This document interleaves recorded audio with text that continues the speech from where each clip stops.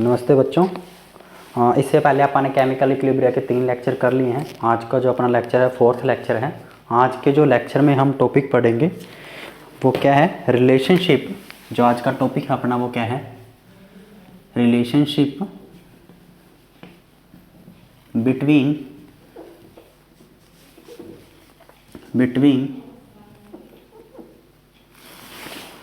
Free energy,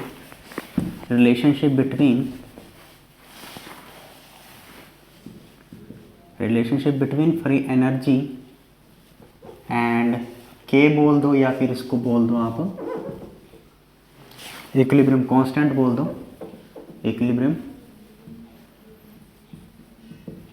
constant. आज का जो मेरा टॉपिक है वो रिलेशन है किसके बीच में, फ्री एनर्जी जी के बीच में और जो इक्विलिब्रियम कांस्टेंट के होता है उसके बीच में। तो स्टार्ट करते हैं। मैंने कोई जनरल रिएक्शन मान ली है A plus small B capital B and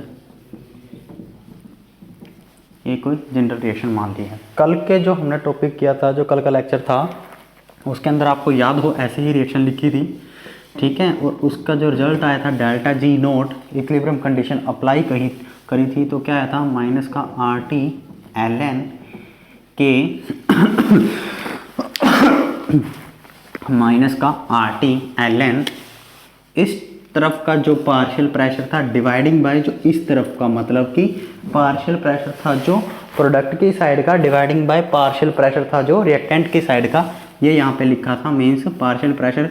मान लो प्रोडक्ट एल की बात करते हैं तो कैसे लिखेंगे, पी पावर में इसका जो स्टीचियोमेट्रिक कोफिशिएंट है एल स्मॉल एल है, एल स्मॉल एम उसकी पावर में जो दूसरा प्रोडक्ट है एम, रिएक्टेंट का ए रिएक्टेंट ए पावर में उसका जो कांस्टेंट है A B B and B. ये हमने क्या कर लिया था, ये हमने कल एक रिलेशन पढ़ा था, ठीक है। आज हमें क्या करना है, इक्विलिब्रियम कांस्टेंट के और जी के बीच में रिलेशन देखना है, ठीक है। चेंज इन फ्री एनर्जी के बीच में क्या देखना है, हमें रिलेशन देखना है।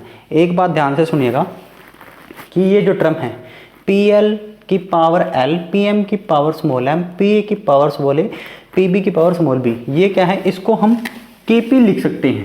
के P means equilibrium constant in term of partial pressure या फिर प्रेशर, ठीक है। क्या होगा, P L L, P M M and P A E. ये कब होगा कि ये जो टर्म है राइट हैंड साइड की, इसको इक्विलिब्रियम कांस्टेंट कब बोलेंगे, जब रिएक्शन में क्या होगा, इक्विलिब्रियम पे ऊपर देखेंगे, इक्विलिब्रियम के ऊपर। मीन्स जो ये प्रेशर है पी एल, ये कहाँ है, इक्विलिब्रियम कंडीशन पे कितना प्रेशर है प्रोडक्ट का एल का, इक्विलिब्रियम कंडीशन पे प्रोडक्ट एम का कितना प्रेशर है, ये वो प्रेशर है, ठीक है। इक्विलिब्रियम कंडीशन पे जो प्रेशर का और देखेंगे कि प्रोडक्ट डिवाइडिंग में रिएक्टेंट, उसको क्या बोल देंगे, इक्विलिब्रियम कांस्टेंट के पी। अब इसको यहाँ पुट करते हैं तो क्या आ जाएगा, डेल्टा जी नोट माइनस का आर टी एल एन के P, equilibrium constant in term of partial pressure. अगर मान लो हमारे पास सॉल्यूशन है तो इक्विलिब्रियम कांस्टेंट किसके टर्म में होगा, कंसंट्रेशन की फॉर्म में, तो क्या लिख देंगे, आर टी एल एन के सी। ये तो क्या है, प्रेशर की फॉर्म में है, ये क्या है, कंसंट्रेशन की फॉर्म में। अगर मान लो मोल फ्रैक्शन की टर्म में है या एक्टिविटी की टर्म में है तो के ए लिख देंगे या के एक्स लिख देंगे, ठीक है। कि अगर मान लो मोल फ्रैक्शन की टर्म में है तो किसको लिख देंगे, के एक्स लिख देंगे। तो ये क्या है, चेंज इन फ्री एनर्जी के बीच में और रेट कांस्टेंट के बीच में क्या है, रिलेशन है। लेकिन फ्री एनर्जी का चेंज किस स्टेट में है, स्टैंडर्ड स्टेट में है, क्योंकि यहाँ पे देखो सिंपल स्टेट तो आ ही नहीं सकती ना डेल्टा जी, क्योंकि मैंने इक्विलिब्रियम कंडीशन की बात की है और इक्विलिब्रियम पे डेल्टा जी 0 होता है। ये हमने कल पढ़ लिया था, ये जो अपन ने डेरिवेशन की थी उसके अंदर ये रिजल्ट आया था और इसी रिजल्ट को यूज करके मैंने रिलेशन निकाल दिया है चेंज इन फ्री एनर्जी में और इक्विलिब्रियम कांस्टेंट में। इसके ऊपर न्यूमेरिकल भी आ सकते हैं। न्यूमेरिकल किस टाइप का आएगा वो आप खुद करोगे, बुक के अंदर आसान से न्यूमेरिकल दे रखे हैं, मैं बताता हूँ कैसे होगा। उसके अंदर मान लो आपसे इक्विलिब्रियम कांस्टेंट पूछ ले, डेल्टा जी नोट दी होगी, टेम्परेचर दिया हुआ, वैल्यूज पुट करोगे निकाल लोगे। या हो सकता है रिएक्शन दी हो, मान लो जैसे यही रिएक्शन है, या फिर सिंपल लिख देते हैं, बिल्कुल सिंपल, ए प्लस बी और सी प्लस डी, ये रिएक्शन है, ठीक है। इस रिएक्शन के लिए पूछ लिया कि इसका निकालो रेट कांस्टेंट निकालो केपी, तो आपको क्या गिवन होगा, रिएक्टेंट की इसकी जो सॉरी ए रिएक्टेंट है इसकी जी नोट, रिएक्टेंट बी की जी नोट, प्रोडक्ट सी की जी नोट, प्रोडक्ट डी की जी नोट, यानी कि सब की स्टैंडर्ड फ्री एनर्जी गिवन होगी। और स्टैंडर्ड फ्री एनर्जी चेंज निकाल सकते हो आप, क्योंकि कल ही बताया है क्या होता है ये, प्रोडक्ट की फ्री एनर्जी स्टैंडर्ड स्टेट के अंदर माइनस की रिएक्टेंट की फ्री एनर्जी स्टैंडर्ड स्टेट के अंदर, तो डेल्टा जी नोट निकाल लोगे, क्योंकि एग्जाम्पल के अंदर गिवन होगी ए रिएक्टेंट की standard free energy, reactant B की standard free energy, product C की standard free energy, product D की स्टैंडर्ड फ्री एनर्जी। तो दोनों के डिफरेंस से प्रोडक्ट माइनस रिएक्टेंट से डेल्टा जी नोट निकाल लोगे। डेल्टा जी नोट को यहाँ यूज करोगे, टेम्परेचर गिवन होगा और इक्विलिब्रियम कांस्टेंट क्या होगा निकाल लोगे। तो इस तरह के न्यूमेरिकल भी आ सकते हैं, खुद ट्राई करिएगा।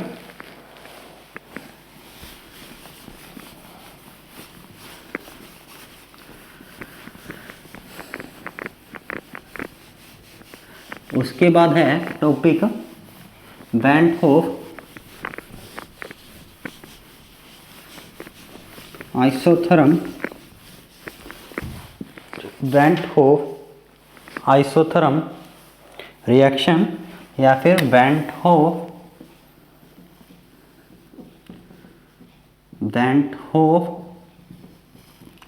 Reaction isotherm. नेक्स्ट टॉपिक है वही रिएक्शन जो अभी अपन ने पिछले ही टॉपिक में मानी है, जनरल रिएक्शन, वो मान लेते हैं A plus B equilibrium small L.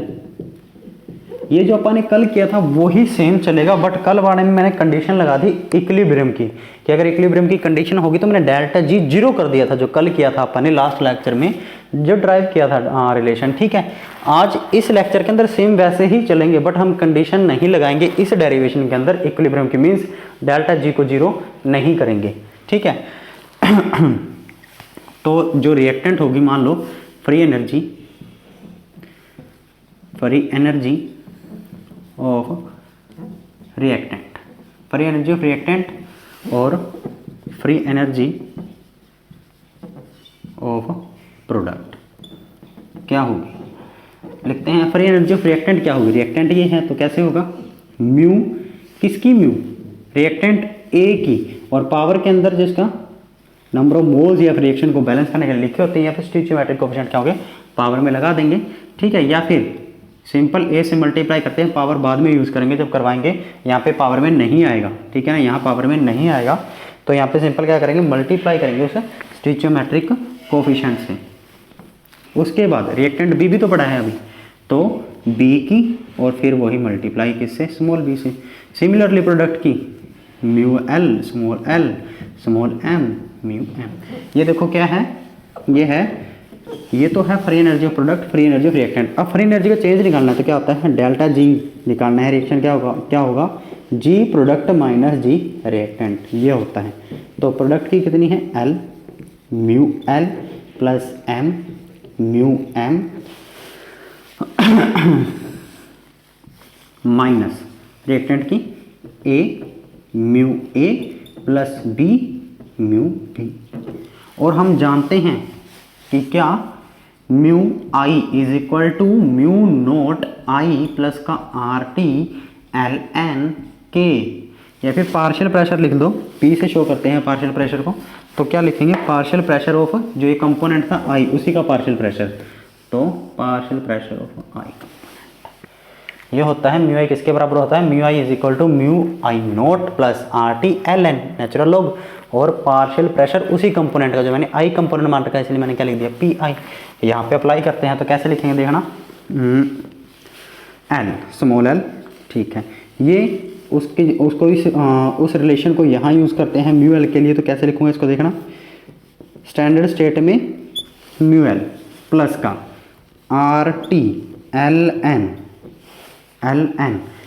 अब इस एल प्रोडक्ट का क्या होगा, पार्शियल प्रेशर, तो मैंने क्या लिख दिया पी एल, सिर्फ इसका लिखा है। अब दूसरा स्मॉल एम, इसका स्मॉल एम, अब म्यू, ये जो म्यू कैपिटल एम है इसके ऊपर अप्लाई करते हैं, mu nought M plus R T L N P M, ये लगा दी हमने बड़ी ब्रैकेट।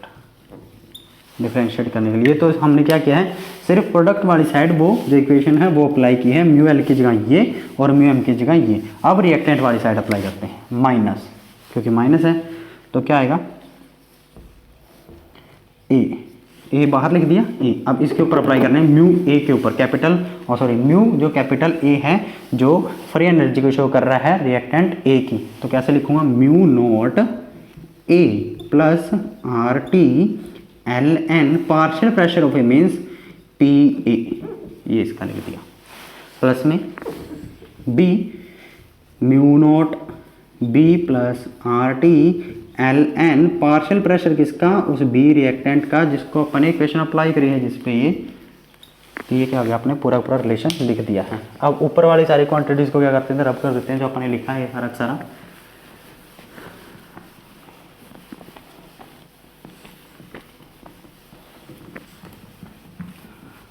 अब इसको सोल्व करना है। सोल्व कैसे करना है, कल भी बताया था कि म्यू नोट, जो म्यू नोट की टर्म्स हैं उसको एक तरफ कर लेंगे, जो आर टी की टर्म्स हैं मीन्स लोग की टर्म्स हैं उनको एक साइड कर लेंगे। तो करते हैं, ये क्या था, ये अपना डेल्टा जी है, तो यहाँ पे delta G is equal to, पहले मैं क्या करूँगा, पहले मैं म्यू नोट की टर्म एक साइड कर रहा हूँ, ठीक है। तो यहाँ देखो ये रहा, इस एल को अंदर मल्टीप्लाई करूँगा तो क्या आ जाएगा, एल इंटू में म्यू नोट एल, तो मैंने क्या लिख दिया, स्मॉल एल इंटू में म्यू नोट कैपिटल, ठीक है। ये एक तरफ कर लिया, इसका उठा लिया म्यू नोट एल। अब इस टर्म में से उठाना है, एम को अंदर मल्टीप्लाई करूंगा तो प्लस में आएगा, एम इंटू में mu nought M, mu nought M, इसको ब्रैकेट लगा दो, ठीक है। अब यहाँ माइनस, माइनस लगा दिया।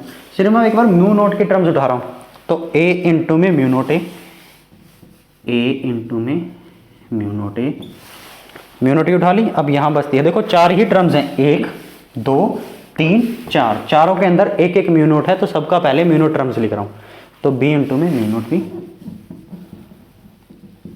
ये देखो जितने भी थे 1 2 3 4 म्यू नोट थे, 1 2 3 चारों लिख दिए।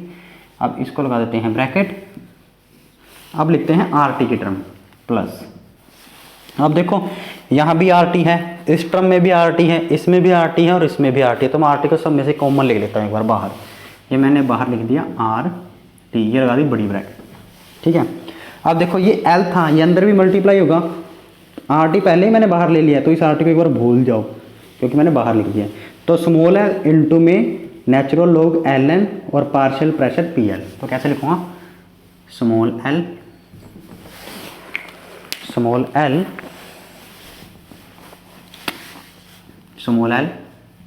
Natural log partial pressure L. अब इसका एम का, क्योंकि यहाँ भी आर टी है, देखो आर टी मैंने सब में से पहले ही बाहर निकाल लिया, तो क्या लिखूंगा, small M L N P M, ये ब्रैकेट। अब माइनस के टर्म्स लिखेंगे, minus small A L N P A P B. अब देखो ये क्या है, ये क्या है, free energy in standard state of product minus free energy of reactant in standard state. ये रिएक्टेंट की फ्री एनर्जी है स्टैंडर्ड स्टेट के अंदर, ये प्रोडक्ट की, दोनों का डिफरेंस क्या होगा आपको भी पता है कि free energy of product minus free energy of reactant किसके बराबर होता है, ये होता है डेल्टा जी नोट के बराबर, ठीक है। अब यहाँ लगाते हैं प्लस आर टी। अब देखो कल भी मैंने बताया था x इंटू में नेचुरल लॉग l और ये y, ऐसे है तो इसको ऐसे भी लिख सकते हैं एल एन वाई की पावर x। तो सिमिलरली स्मॉल l पावर में, स्मॉल m पावर में, a p की पावर में, b p की पावर में, तो क्या आ जाएगा plus bracket L N P L power में l plus L N P की पावर m पावर में m minus L N P A की पावर में a plus L N P B के पावर में b। ये भी बताया था कि L N X plus L N Y किसके बराबर होता है, L N X into Y, ठीक है। मैं एक बार इसको सारी को ही सोल्व करके लिख दूंगा, आप खुद करना घर पे, मैं बता देता हूँ। L N X plus L N Y को क्या लिखूंगा, एल एन एक्स इंटू में वाई, ठीक है। इसको भी L N X plus L N Y, L N X into में वाई। अब जो टर्म आएगी वो भी ऐसे बनेगी ln(x माइनस ln(y), उसको लिख दूंगा ln(x/y). याद रखना इस रिजल्ट को, यहाँ लिख देता हूँ मैं, क्या होगा देखना, दोनों जो आपको पता भी चल जाए मेडिकल्स के लिए जो स्टूडेंट हैं कि क्या यूज़ किया है मैंने, ln(x प्लस ln(y) किसके बराबर होता है, ln(x इंटू में y), ln(x माइनस ln(y) किसके बराबर होता है, ln(x डिवाइडिंग बाई y), ऐसा लिख देंगे। अब इसको रिजल्ट को सीधा यूज़ कर रहा हूँ मैं,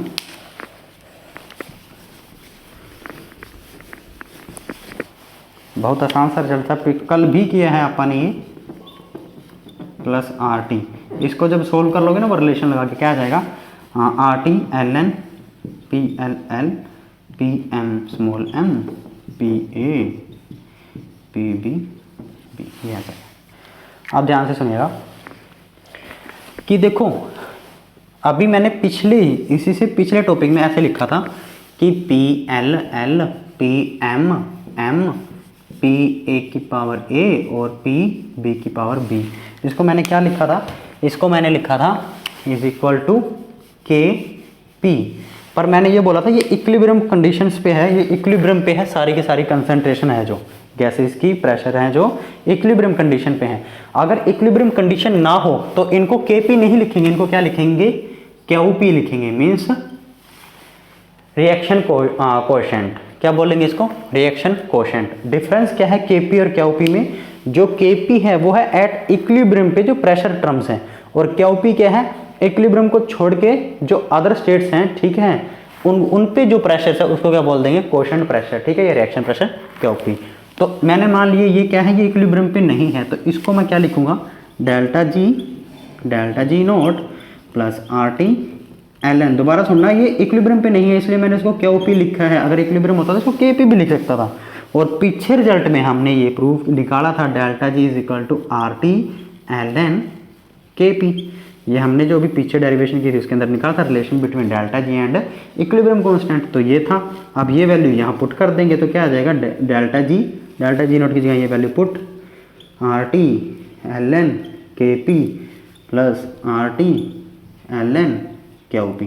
ये KP क्या है, एट इक्विलिब्रियम, ये अदर इक्विलिब्रियम को छोड़ के जो अदर स्टेट्स होंगी वहाँ पे जो पार्शियल प्रेशर है प्रोडक्ट डिवाइडेड बाय रिएक्टेंट, ये क्या है, प्रोडक्ट डिवाइडेड बाय रिएक्टेंट, लेकिन कब, एट इक्विलिब्रियम। तो ये हमारा क्या आ चुका है। अब इसको रिएक्शन आइसोथर्म क्यों बोलते हैं, देखो ये जो डेल्टा जी है, टेम्परेचर चेंज नहीं रहा, टेम्परेचर T कॉन्स्टेंट्स हैं, अगर T कॉन्स्टेंट होता तो आइसोथर्म बोलते हैं, इसलिए इसको क्या बोल दिया, वेंट होफ रिएक्शन आइसोथर्म।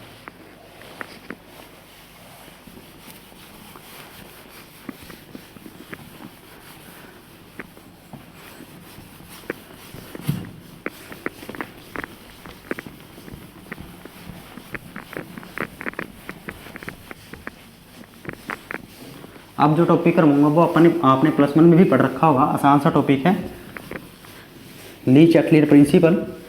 ली चैटलियर प्रिंसिपल आया किस लिए था कि हमें इक्विलिब्रियम के ऊपर इफेक्ट देखने थे, कंसंट्रेशन के, टेम्परेचर के, प्रेशर के, कि हम इक्विलिब्रियम को 3 से डिवाइड जो उसको है चेंज कर सकते हैं। इक्विलिब्रियम कंडीशंस है जो, या तो कंसंट्रेशन चेंज कर दे रिएक्टेंट या प्रोडक्ट की, या टेम्परेचर चेंज कर दे रिएक्शन का, या रिएक्शन का प्रेशर चेंज कर दें, ठीक है। इन तीनों को चेंज करने से रिएक्शन किस तरफ जाएगी, फॉरवर्ड में जाएगी रिवर्सिबल रिएक्शन, या बैकवर्ड में आएगी, ये सब स्टडी किया था ली चैटलियर ने, ठीक है। तो इसलिए इसको क्या नाम दे दिया, ली चैटलियर प्रिंसिपल। तो क्या देखना है हमें, कंसंट्रेशन का, प्रेशर का और टेम्परेचर का इफेक्ट देखना है, किसके ऊपर, इक्विलिब्रियम के ऊपर। तो क्या नाम होगा टॉपिक का, simple Lee Chatelier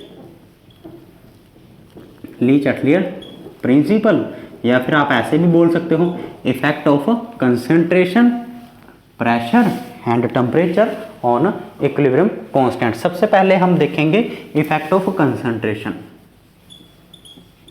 effect of concentration. मैंने जनरल रिएक्शन मान ली, ठीक है, या फिर एक एग्जांपल ही ले लेते हैं, जनरल को छोड़ो, Fe3 positive plus HCN negative, इसका जो कलर है पेल येलो, ये है कलरलेस। जो हमारा प्रोडक्ट है वो क्या है, Fe, कोऑर्डिनेशन कंपाउंड बना है HCN2 पॉजिटिव। इसका जो कलर है वो है रेडिश ब्राउन,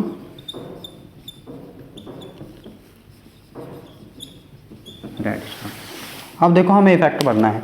ली चैटलियर प्रिंसिपल ये कहता है कि जब भी इक्विलिब्रियम को चेंज करने के लिए कंसंट्रेशन को चेंज करते हैं, प्रेशर को चेंज करते हैं, टेम्परेचर को चेंज करते हैं, तो वो रिएक्शन क्या करती है, जितना हमने चेंज किया, मान लो कंसंट्रेशन को चेंज किया है, तो रिएक्शन उस डायरेक्शन में जाएगी जिससे उस कंसंट्रेशन के चेंज जो इफेक्ट हुआ है वो अनडू हो जाए, मीन्स चेंज ना हो। अगर उसको बढ़ाया है तो रिएक्शन उस तरफ जाएगी जिससे वो इफेक्ट कम हो जाए या जीरो हो जाए।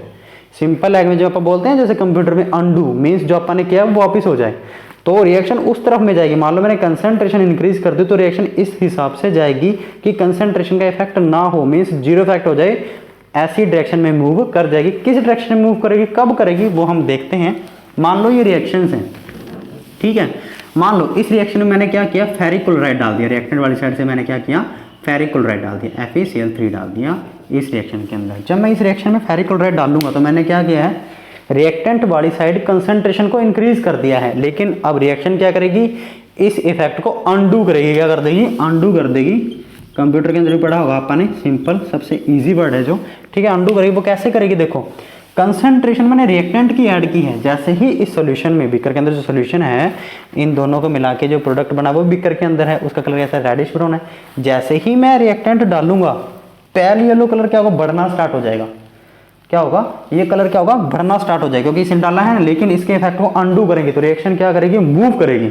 अब मूव कब करेगी, किस डायरेक्शन में करेगी, मूव करेगी फॉरवर्ड डायरेक्शन में, क्योंकि जैसे ही रिएक्टेंट की कंसंट्रेशन बढ़ाते हैं, रिएक्शन उस इफेक्ट को अनडू करने के लिए प्रोडक्ट की तरफ क्या कर जाती है, मूव कर जाती है। मींस FeCl3 डालूंगा, पेल येलो कलर इंक्रीज होते तो क्या होगा, जैसे ही रिएक्शन स्टार्ट होगी और फॉरवर्ड डायरेक्शन में मूव करेगी, और हमारा जो बीकर है वो कैसा हो जाएगा, उसका जो कलर है और ज़्यादा डार्क हो जाएगा। मीन्स क्या हो जाएगा, और ज़्यादा रेडिश ब्राउन हो जाएगा। दोबारा से सुनो, जैसे ही रिएक्टेंट डालेंगे रिएक्शन प्रोडक्ट की तरफ मूव कर जाएगी, सिंपल लैंग्वेज में, क्योंकि मैंने रिएक्टेंट डाला FeCl3, तो क्या होगा, इस इफेक्ट को अनडू करने के लिए रिएक्शन फॉरवर्ड जाएगी। मान लो मैंने क्या किया, प्रोडक्ट डाल दिया। अब प्रोडक्ट डालूंगा तो इक्विलिब्रियम को डिस्टर्ब किया है मैंने, प्रोडक्ट डाल के उसकी कंसंट्रेशन चेंज कर दी प्रोडक्ट की। तो जैसे ही प्रोडक्ट डालूंगा, अब रिएक्शन किस तरह मूव करेगी, इस कंसंट्रेशन को अनडू करने के लिए रिएक्शन बैकवर्ड मींस रिएक्टेंट की साइड मूव करेगी। और क्या होगा, जब मैं मान लो पोटेशियम थायोसाइनाइड डाल रहा हूँ, जैसे ही पोटेशियम थायोसाइनाइड डालूंगा, एसियन डालूंगा, तो क्या होगा, जो सॉल्यूशन का कलर है, ये जो रेडिश ब्राउन कलर था वो पेल येलो में चेंज होना हो जाएगा स्टार्ट। क्यों, क्योंकि जो रिएक्शन है, सिंपल सी बात है, बैकवर्ड जा रही है, रिएक्टेंट की तरफ जा रही है। तो मोटी बात जो समझनी है वो क्या है कि जैसे ही रिएक्टेंट की कंसंट्रेशन इंक्रीज करते हैं, जो हमारी रिएक्शन है वो फॉरवर्ड डायरेक्शन में मूव करती है, मीन्स प्रोडक्ट की तरफ मूव करती है, या फिर जैसे ही प्रोडक्ट की कंसंट्रेशन इंक्रीज करते हैं तो रिएक्शन हमारी बैकवर्ड रिएक्शन, या फिर हम ये कह सकते हैं रिएक्टेंट की तरफ क्या कर जाती है, वो मूव कर जाती है, उस इफेक्ट को, कंसंट्रेशन के इफेक्ट को अनडू करने के लिए। अब उसके बाद हम पढ़ते हैं effect of temperature.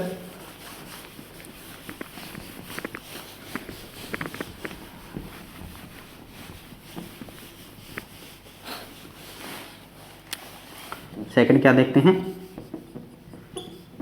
Effect of temperature. मान लो अमोनिया का प्रोसेस सभी ने पढ़ा भी है। ये जो रिएक्शन होती है ये क्या होती है, एक्सोथर्मिक होती है। मीन्स हीट क्या होती है, रिएक्शंस में से इवॉल्व होती है। ये रिएक्शन क्या है, एक्सोथर्मिक रिएक्शन है। अब ये रिएक्शन फॉरवर्ड में तो क्या है, एक्सोथर्मिक, और बैकवर्ड में क्या हो जाएगी, एंडोथर्मिक। अब टेम्परेचर का इफेक्ट सुनिएगा। देखो टेम्परेचर का मतलब ये होता है कि मैंने जिस रिएक्शन के अंदर टेम्परेचर का चेंज कर दिया, मीन्स इंक्रीज कर दिया, सिंपल सी बात है, कोई रिएक्शन है उसका टेम्परेचर मैंने इंक्रीज कर दिया, मैंने उसको मीन्स हीट दे दी है, उसको एनर्जी दे दी है। अब रिएक्शन उस तरफ जाएगी जहां वो हीट इंक्रीज हुई है वो अनडू हो जाए, मीन्स वो हीट डिक्रीज हो जाए। अब यहाँ देखो, जैसे ही मैंने मान लो इस रिएक्शन का टेम्परेचर इंक्रीज कर दिया, अब एक्सोथर्मिक मीन्स हीट तो क्या हो रही है, यहाँ पे हीट इवॉल्व हो रही है, और यहाँ पे एंडोथर्मिक मीन्स यहाँ हीट क्या हो रही है, एब्जॉर्ब हो रही है। अब मैंने बाहर से टेम्परेचर इंक्रीज किया, मैंने मतलब उसको हीट दे दी है। अब रिएक्शन क्या करेगी, उस हीट को जल्दी से जल्दी एब्जॉर्ब करेगी, ठीक है ना, मीन्स इस टेम्परेचर के इफेक्ट को अंडू करेगी। अब एब्जॉर्ब इस तरफ तो नहीं हो रही क्योंकि ये तो एक्सोथर्मिक है, एंडोथर्मिक है मीन्स एब्जॉर्ब हो रही है। तो जैसे ही टेम्परेचर इंक्रीज करूंगा रिएक्शन हमारी बैकवर्ड डायरेक्शन में क्या कर जाएगी, मूव कर जाएगी। अमोनिया किस में चेंज होने लगेगा, नाइट्रोजन और हाइड्रोजन में, अपोजिट। अगर मान लो मैंने टेम्परेचर डिक्रीज कर दिया तो रिएक्शन किस तरफ मूव करेगी, फॉरवर्ड डायरेक्शन की तरफ। अगर मैंने क्या कर दिया, टेम्परेचर को क्या कर दिया, डिक्रीज कर दिया, मींस एक्सोथर्मिक की तरफ क्या करेगी, रिएक्शन मूव करने लग जाएगी। तो कॉमन आप ये कह सकते हैं कि जब टेम्परेचर को क्या करेंगे, इंक्रीज करेंगे, रिएक्शन किस तरफ मूव करेगी, एंडोथर्मिक की तरफ। और जब टेम्परेचर को डिक्रीज करेंगे रिएक्शन किस तरफ मूव करेगी, एक्सोथर्मिक की तरफ। उसके बाद देखते हैं effect of pressure.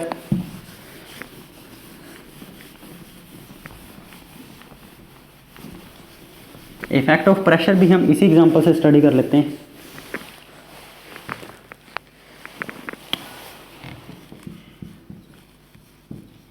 Gas 3H2 gas,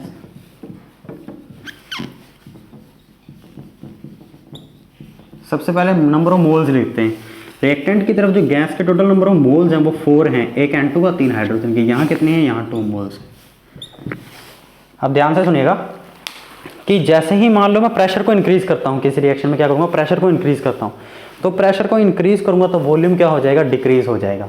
तो वॉल्यूम डिक्रीज होगा तो number of moles per unit क्या हो जाएंगे, इंक्रीज हो जाएंगे। दोबारा से सुनो, जैसे ही प्रेशर को क्या करूँ, प्रेशर को क्या करूँ, इंक्रीज कर दूँ, तो क्या होगा, वॉल्यूम क्या हो जाएगा, डिक्रीज हो जाएगा। अगर वॉल्यूम डिक्रीज हो जाएगा तो नंबर ऑफ मोल्स क्या हो जाएंगे, इंक्रीज हो जाएंगे। जैसे ही नंबर ऑफ मोल्स इंक्रीज होंगे रिएक्शन क्या करेगी, इस इफेक्ट को जो प्रेशर इंक्रीज करेगा अंडू करेगी। मींस किस तरफ जाएगी, जहां पे नंबर ऑफ मोल्स कम होते हो। क्योंकि देखो प्रेशर इंक्रीज किया, volume decrease, volume decrease, number of moles of product या रिएक्टेंट वो क्या होंगे, इंक्रीज हो जाएंगे। तो इस इफेक्ट को अंडू कैसे करेगी, जहां पे नंबर ऑफ मोल्स कम हो। अब यहाँ पे 4 है, यहाँ पे 2 है, तो रिएक्शन किस तरह मूव करेगी, फॉरवर्ड की तरफ। तो जैसे ही प्रेशर को इंक्रीज करते हैं number of moles per unit volume, number of moles per unit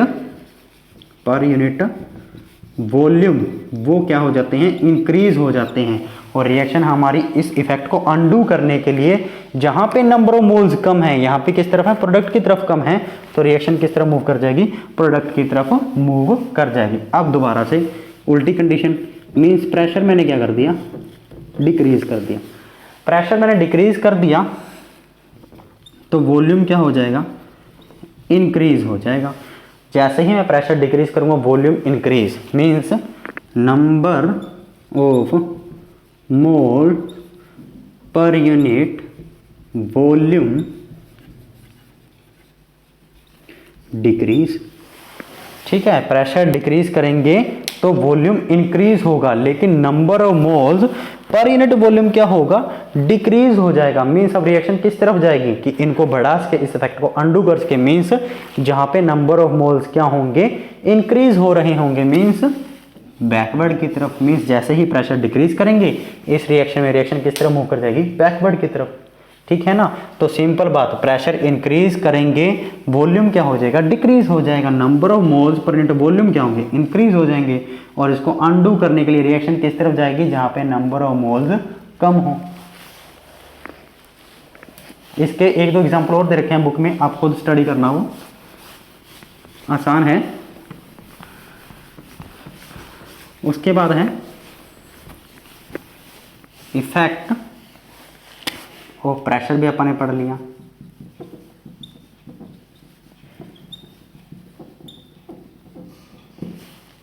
fourth है effect of inert gas, inert gas. मान लो किसी इनर्ट गैस को ऐड किया किसी रिएक्शन के अंदर, तो उसका क्या इफेक्ट होगा, हमें वो स्टडी करना है। इसके 2 केस बनते हैं कि एक तो इनर्ट गैस कब ऐड करूं, एट कांस्टेंट वॉल्यूम।